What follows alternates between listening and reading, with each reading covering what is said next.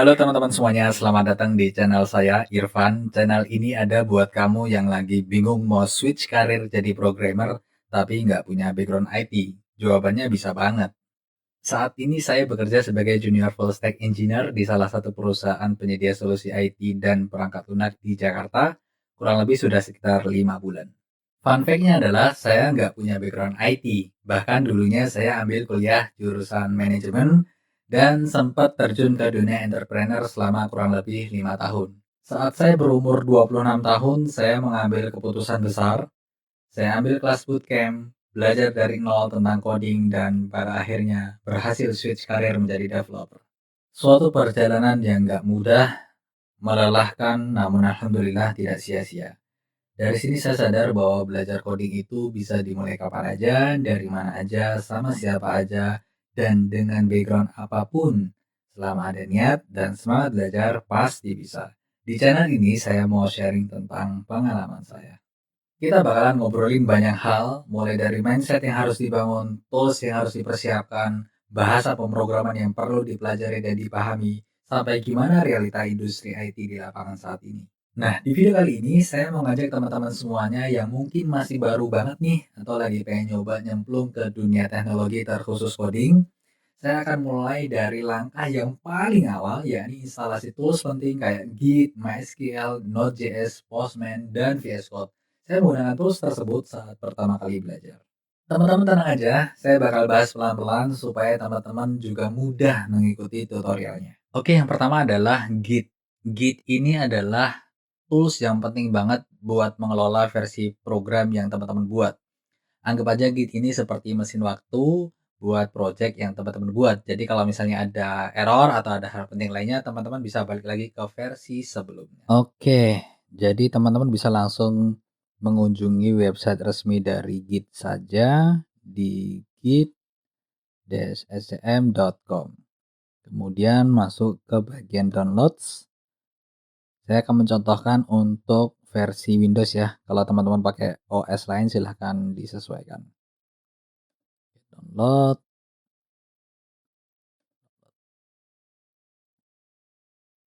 Oke. Nah, ini yang Git yang kita barusan download ini nanti akan terkoneksi dengan akun GitHub yang teman-teman buat. Jadi kalau teman-teman belum memiliki akun GitHub, silahkan sign up terlebih dahulu. Di sebelah sini silahkan sign up sampai berhasil ya. Untuk sign up ini saya tidak mencontohkan karena saya sudah punya akunnya. Nanti saya langsung coba login saja. Oke, ini saya sudah buka hasil downloadnya. Kita next saja. Ini kita biarkan default. Kemudian yang sebelah sini kita centang bagian new. Ini biarkan saja default. Lanjut. Ini juga pilih yang ini yang defaultnya ya. Oke, next. Kemudian yang ini kita pilih yang ini. Ini biarkan saja default. Main. Oke, bagian ini kita pilih yang Git. Defaultnya saja Git from the command line. Oke, bagian ini juga kita default. Kemudian bagian ini kita pilih yang use the OpenSSL library. Untuk yang ini kita biarkan default. Yang ini juga default. Yang ini biarkan juga default. Next saja. Ini juga. Oke, yang terakhir ini juga biarkan default. Kemudian install. Kita tunggu sampai proses instalasi selesai. Oke, sudah selesai. Jika sudah selesai, langsung saja launch Git Bash. Untuk pertama kali, teman-teman bisa ketikkan git spasi config -l. Oke, ini secara default isinya akan seperti ini. Nah, ini belum terkoneksi dengan akun GitHub kita. Jadi kita perlu mendaftarkannya seperti itu. Kita perlu konfigurasi lebih lanjut. Nah, caranya gimana? Teman-teman harus punya akun GitHub-nya terlebih dahulu. Kemudian yang diperlukan adalah username-nya dan emailnya untuk kita daftarkan di konfigurasi ini. Oke, selanjutnya kita konfigurasi lebih lanjut untuk mengkoneksikan akun GitHub kita dengan Git lokal komputer kita. Ketik git spasi config -- global user.name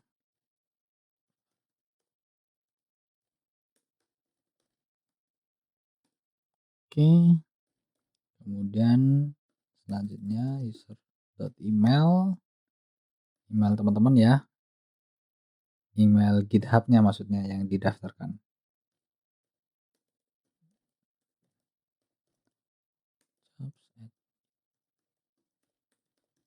Oke, kita cek ulang. Nah, sudah masuk ya.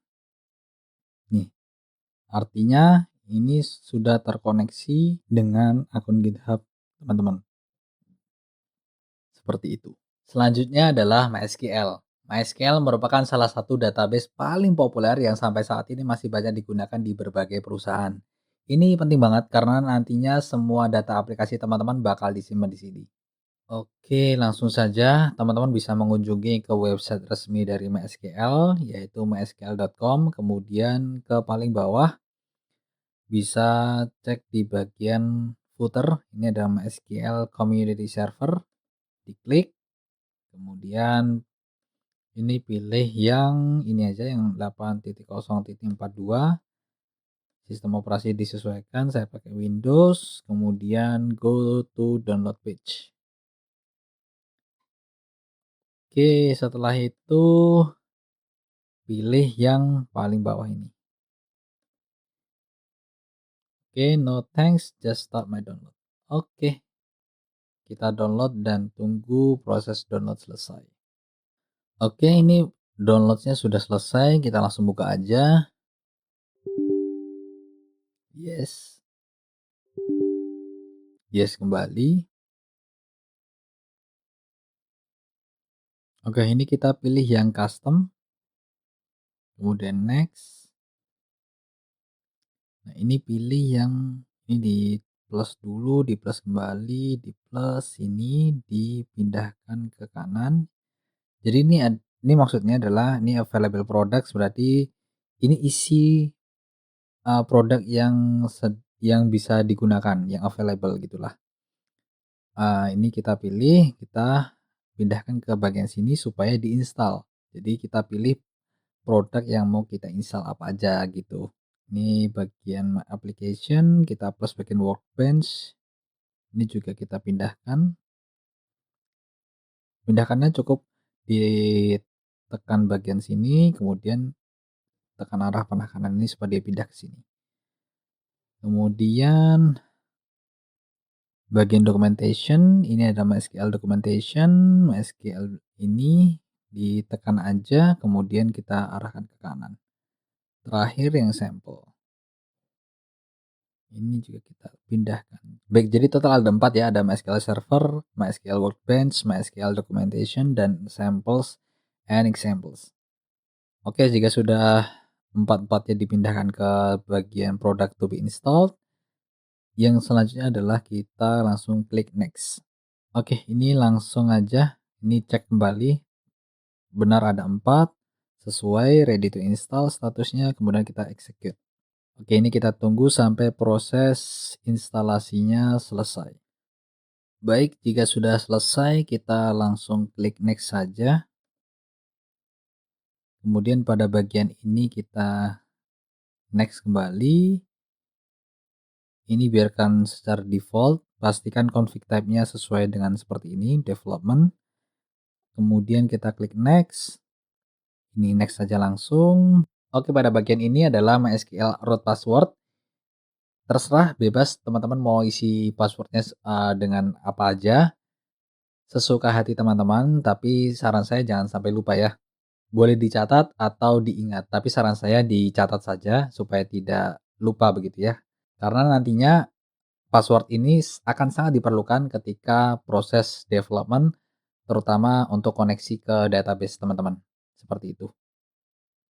Oke, bagian MySQL user accounts ini biarkan saja, tidak usah diisi, kemudian klik next. Kemudian ini langsung saja next. Bagian ini next. Kemudian execute. Nah, kita tunggu sampai proses execute-nya selesai. Baik, jika sudah, silakan langsung klik finish. Ini next. Ini username-nya adalah root. Sudah defaultnya seperti ini. Kemudian passwordnya adalah password yang teman-teman buat tadi ya. Kemudian cek, oke, sudah terkoneksi ya. Ini connection succeed. Artinya username-nya sesuai, passwordnya pun juga sudah sesuai. Kemudian klik next, kemudian execute. Oke, sudah selesai, kita klik finish, next, finish saja. Oke, kita tunggu sampai prosesnya selesai, kemudian MySQL Workbench-nya terbuka. Ya, ini sudah terbuka. Nah, beginilah tampilan GUI dari MySQL. Namanya adalah MySQL Workbench. Ini untuk memudahkan kita dalam akses database data aplikasi yang kita sedang buat seperti itu. Baik, selanjutnya adalah instalasi Node.js. Node.js ini merupakan runtime JavaScript. Node.js ini bisa dibilang sebagai mesin yang memungkinkan kita untuk menjalankan kode JavaScript di luar browser. Anggap aja JavaScript sebagai seorang aktor teater. Sebelum ada Node.js, si aktor hanya bisa tampil di atas panggung teater. Dalam hal ini adalah browser. Namun setelah ada Node.js, si aktor bisa tampil di mana aja. Bisa tampil di jalan, di TV, bahkan di radio. Dalam hal ini adalah si laptop atau komputer kita sendiri secara langsung. Atau bisa kita sebut sebagai lokal, seperti itu. Jadi JavaScript nggak cuma hidup dalam tanda kutip di browser, tapi juga bisa kerja di tempat lain seperti itu. Oke, langsung aja teman-teman bisa mengunjungi website resmi dari Node.js, yakni nodejs.org/n. Kemudian langsung aja ke bagian download Node.js LTS. LTS-nya adalah latest ya, jadi yang paling terbaru versinya. Kalau kita download, kita tunggu sampai selesai. Oke, sudah selesai, langsung kita buka aja hasil downloadnya. Oke, ini langsung kita next, accept, next, kemudian biarkan default, next saja. Ini langsung next saja. Nah, ini dicentang ya, automatically install the necessary tools. Kita langsung next, setelahnya kemudian install. Ini kita yes. Kita tunggu sampai instalasi selesai. Oke, sudah selesai, kita klik finish. Nah, ini langsung bebas mau tekan apa saja, tapi saya coba contohkan enter ya. Enter kembali. Jadi, ini kita klik yes. Oke, kita tunggu sampai proses instalasinya selesai. Oke, pada bagian ini pastikan internet teman-teman aman ya, lancar jaya, karena perlu internet dengan kualitas yang cukup baik. Supaya prosesnya aman, proses download juga lancar, kemudian juga proses instalasi secara utuh, aman, dan tidak ada kendala apapun. Setelah selesai semuanya, tap enter to exit. Oke, sudah seperti itu saja untuk proses instalasi Node.js. Teman-teman bisa ke CMD, ketikkan dengan ini node main v ini adalah main version. Oke, versinya adalah 22.15.1 untuk node-nya, kemudian npm main v versi ini ya. Jadi node dan npm di satu kesatuan. Jika sudah muncul versionnya seperti ini, berarti instalasi sudah berhasil dilakukan seperti itu. Baik, selanjutnya adalah instalasi Postman.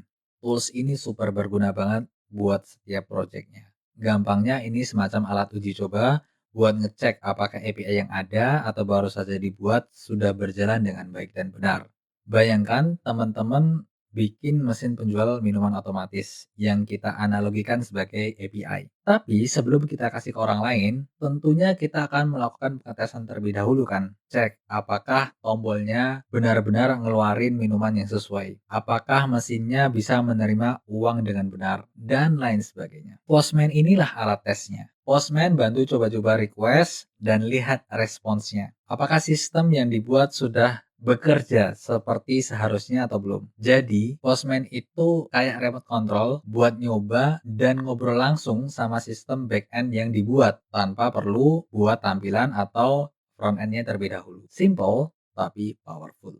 Oke, selanjutnya teman-teman bisa langsung ke website resmi dari Postman aja di postman.com. Kemudian ke bagian download, sesuaikan dengan OS yang teman-teman pakai. Saya pakai Windows, langsung klik Windows dan download. Tunggu sampai proses downloadnya selesai. Downloadnya sudah selesai, langsung dibuka aja hasil downloadnya. Oke, proses installing. Dan ya, ini adalah tampilan awal dari Postman. Sangat simple untuk proses instalasinya. Oke, saran saya teman-teman bisa langsung sign in atau kalau belum punya akunnya, create account terlebih dahulu. Terakhir, kita instalasi VS Code atau Visual Studio Code. VS Code merupakan text editor yang menurut saya sih paling enak dipakai ya, terutama untuk pemula. Simple, ringan, dan banyak banget ekstensi yang ngebantu kita saat belajar coding. Disinilah tempat kita ngoding, yaitu di VS Code. Oke, teman-teman bisa langsung saja mengunjungi website resminya VS Code atau Visual Studio Code, yaitu di code.visualstudio.com. Kemudian inilah tampilan awalnya, langsung aja download for Windows. Kalau teman-teman pakai OS lain silahkan disesuaikan ya. Oke, kita langsung buka hasil downloadnya aja. Ini tampilannya, kemudian kita accept, next, ini biarkan default aja, next, ini next aja langsung, dan install. Oke, kita tunggu proses instalasinya selesai. Oke, kalau sudah langsung klik finish.